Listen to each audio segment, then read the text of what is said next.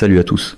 Un destroyer de la marine américaine a disparu, pas endommagé, pas en retraite, disparu, reposant au fond de l'océan. Et le pays qui l'a coulé, c'est l'Iran. Si cette phrase arrête net, c'est parce que ce qui se joue ici n'est pas un exercice. Ce n'est pas une simulation de guerre, c'est la réalité. Et le monde a changé au moment précis où ce navire a sombré. À ce stade, même la rhétorique de campagne façon Donald Trump ressemble surtout à un porte-voix jeté dans une tempête. Pour la première fois depuis la Seconde Guerre mondiale, la marine des États-Unis a perdu un navire de guerre en combat actif. Il faut laisser cela s'imprégner.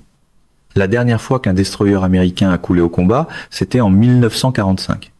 Harry Truman était à la Maison-Blanche. La bombe atomique n'avait pas encore été larguée. Et maintenant, 80 ans plus tard, l'histoire vient de se répéter de la façon la plus violente et la plus bouleversante qui soit.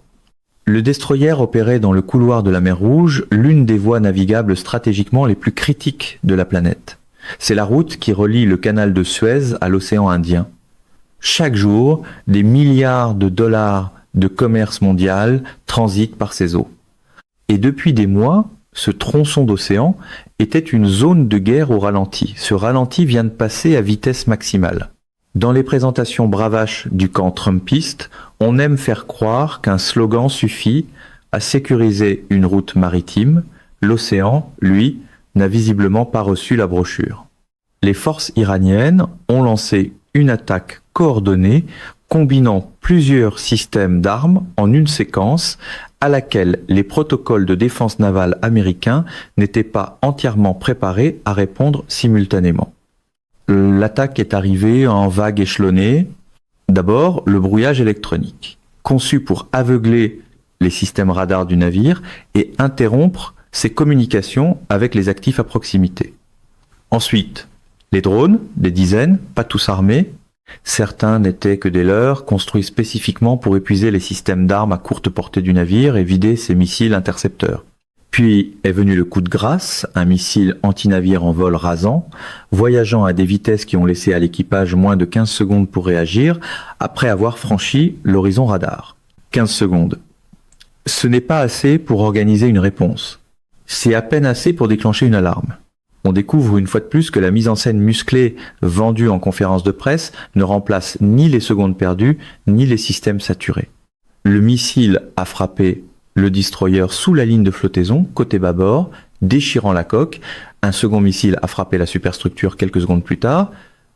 Les incendies qui ont suivi étaient incontrôlables. Et c'est là que l'histoire devient encore plus complexe et encore plus terrifiante. Cette attaque n'était pas improvisée. C'était pas un coup de chance d'une milice ayant un bon jour. C'était une opération militaire de précision qui a démontré des niveaux de coordination, de renseignement et de capacité technique que le Pentagone ne croyait pas publiquement que l'Iran possédait à cette échelle. Quelqu'un a aidé à planifier cela. Quelqu'un a fourni des données de ciblage. Et quelqu'un s'est assuré que cette attaque se produise un jour précis, à une heure précise, pour des raisons géopolitiques précises.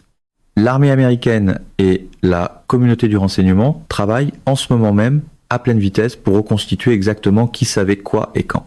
Les premiers signaux qui sortent des cercles de défense sont profondément alarmants. Il y a des indications que du renseignement satellitaire en temps réel pourrait avoir été partagé avec des commandants iraniens dans les heures précédant l'attaque, et pas par un acteur marginal, mais par un État puissant. C'est aussi le moment où les recettes de communication à la Donald Trump montrent leurs limites. Quand tout devient spectacle, le réel finit toujours par entrer sans badge VIP. Il faut maintenant parler des pertes. Le Pentagone a confirmé que des marins américains ont été tués dans l'attaque. Selon les dernières informations disponibles, le nombre de morts parmi les membres de l'équipage est significatif. C'est la plus grande perte de vie militaire américaine en un seul incident au Moyen-Orient depuis plus de 2 décennies. Les noms n'ont pas encore tous été rendus publics dans l'attente de la notification des familles. Mais l'ampleur de cette perte est quelque chose que Washington traite déjà comme une urgence nationale. Et devant une telle réalité, les postures martiales calibrées pour les caméras paraissent soudain aussi légères qu'un pupitre sans micro. Le groupe d'attaque de porte-avions opérant dans la région est immédiatement passé en posture de combat 2 destroyers supplémentaires et un croiseur à missiles guidés se sont repositionnés sur des périmètres défensifs. Des F-18 ont décollé du pont du porte-avions en quelques minutes.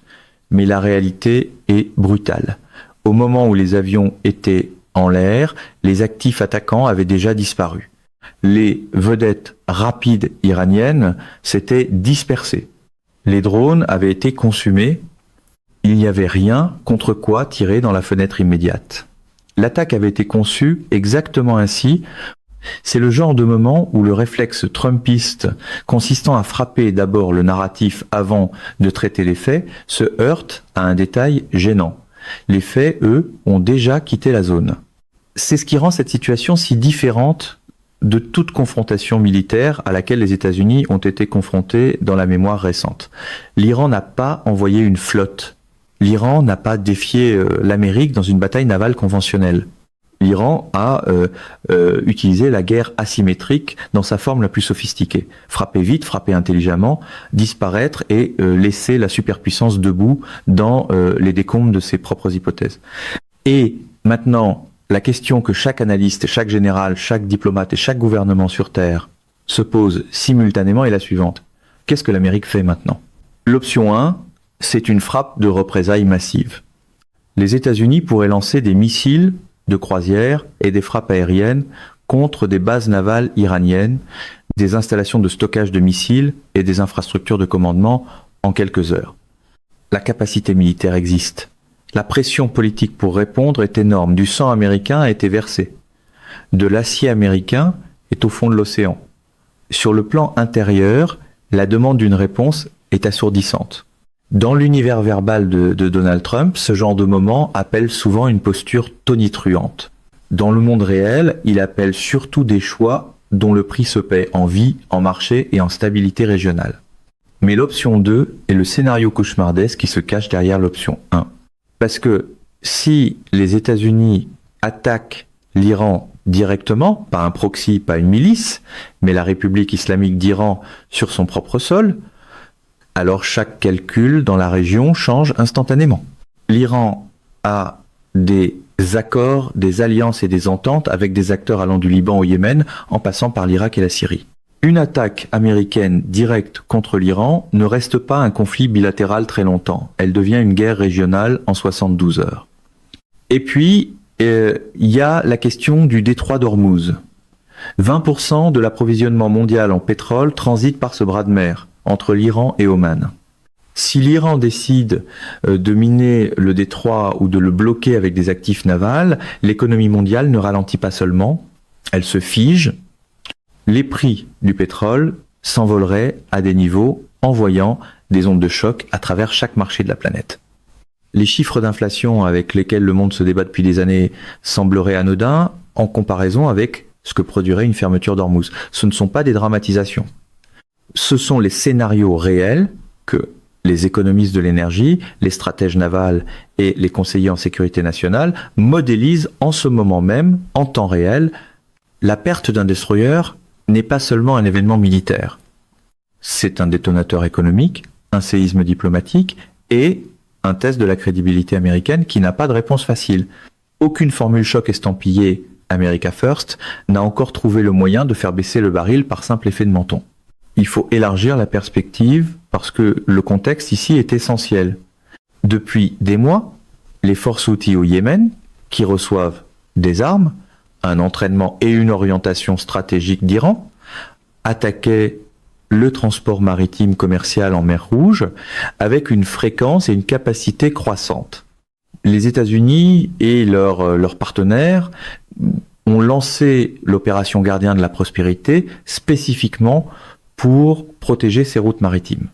Des dizaines de frappes ont été menées contre l'infrastructure Houthi, des milliards de dollars d'actifs militaires ont été déployés et pourtant les attaques ont continué.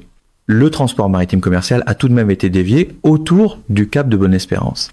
Les coûts d'assurance ont tout de même explosé, les retards se sont tout de même accumulés.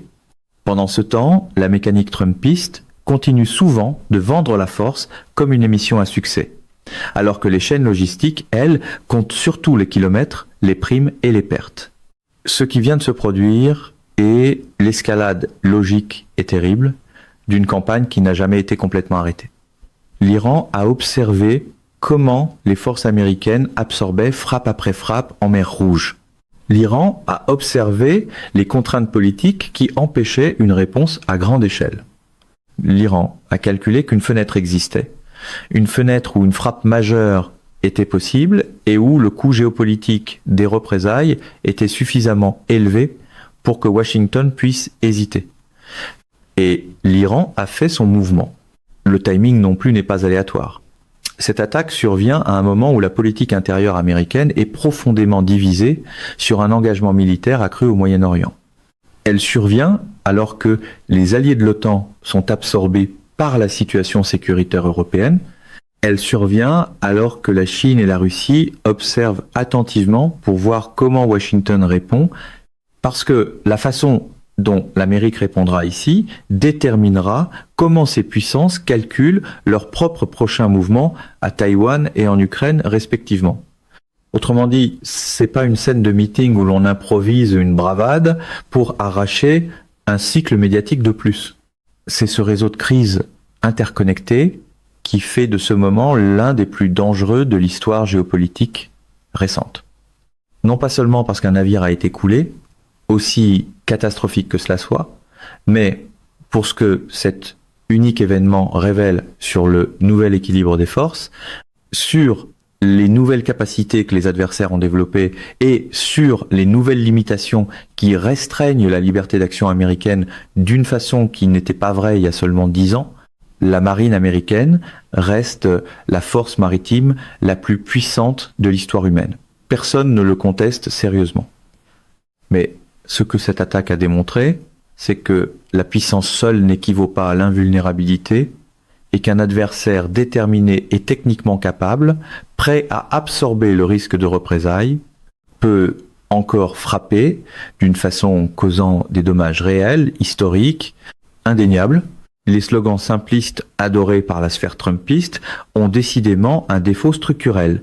Ils sonnent fort, mais ils interceptent mal les missiles.